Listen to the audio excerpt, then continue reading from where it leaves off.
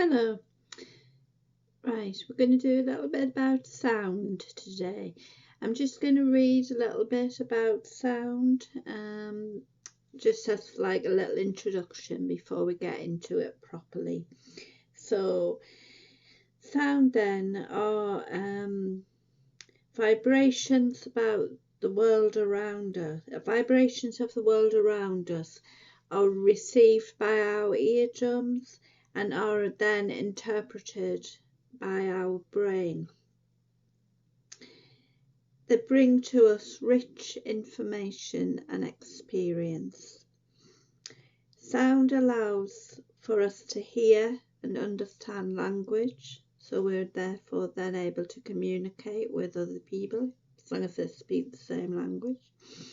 It also alerts us to danger, signals danger. It allows us to hear music and pleasant sounds,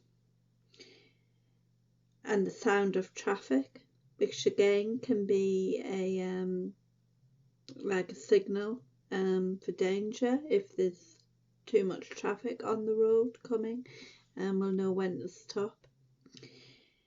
Among other things, sound can do all these things for us. So it's quite an important sense, really, and can alert us to danger as well as being able to experience pleasant sounds and things which make our lives a little happier. So sounds can also arise into our awareness and then fade away.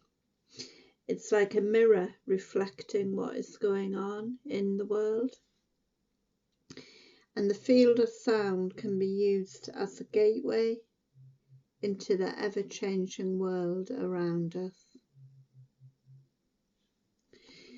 So then, what sounds do you like to hear? I wonder.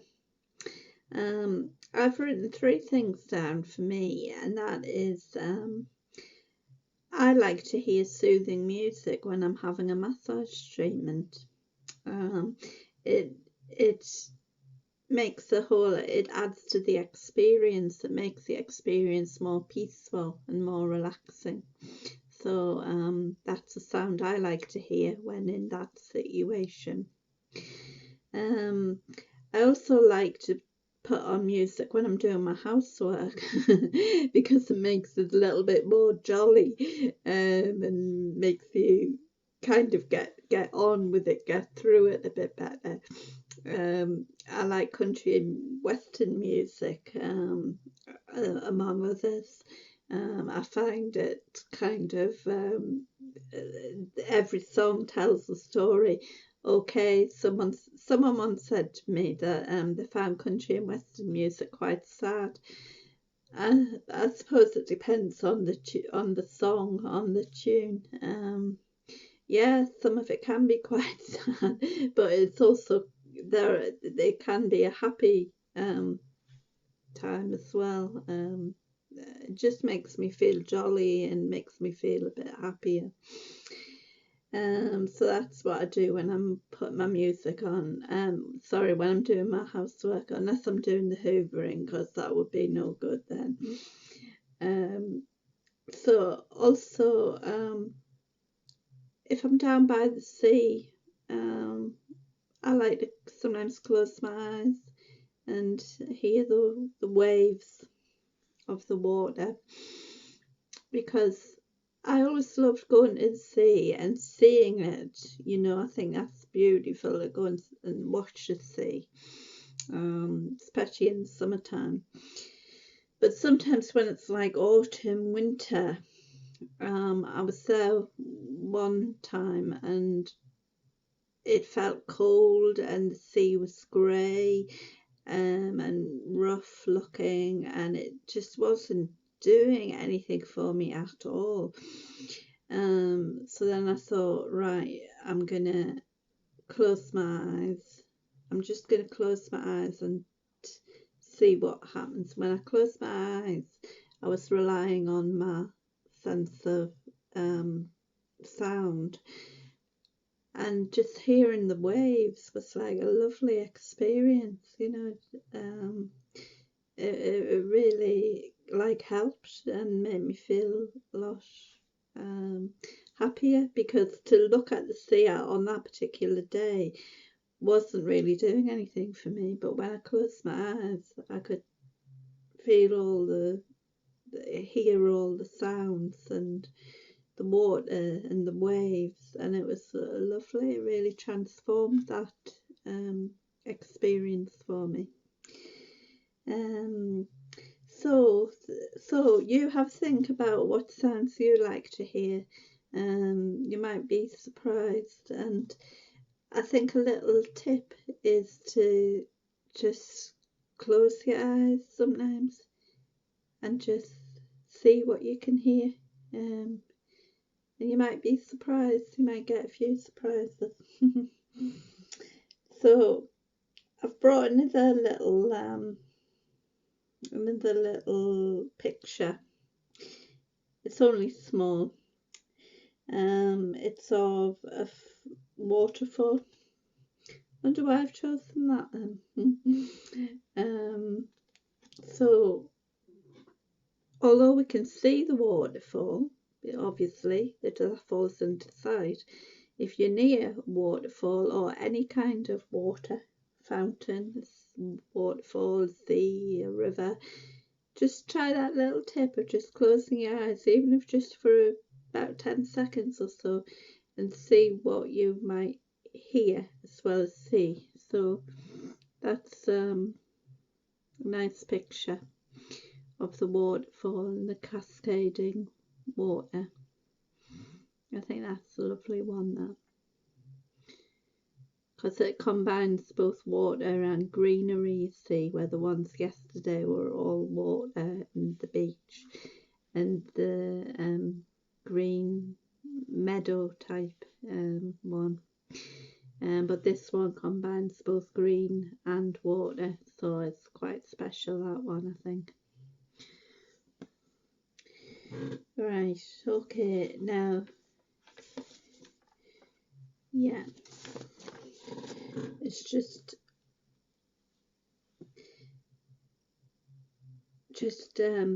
a few things, other things that have been suggested in this book I've got, called sensory evocation exercises.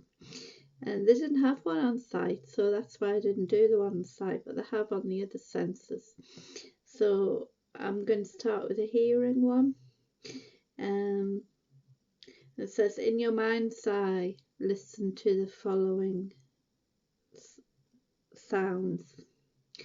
And that could be, again, that you might like to, when you're in these situations, like close your eyes maybe and just feel that sound. But anyway, they're worth thinking about, and also it's like the sight one. I said that certain things are linked to memory. Some of these can be linked to memory as well, and you could think, well, I can remember that in a certain situation. So the first one, funnily enough, is about water. It says try and picture here waves breaking on the seashore. I don't think I need to talk about anything more with that. I think we've covered that. Children's voices in a school playground when you pass the yard. Their voices, their youth, their freshness, their aliveness. A voice calling your name. Try to picture that, a voice calling your name. But how are they calling your name? Softly or harshly? Because it can make a difference. And it can affect the rest of your day if you are spoken to harshly, can't they? So that's why we should try and speak a little kinder to people. Right, bird song, quite nice.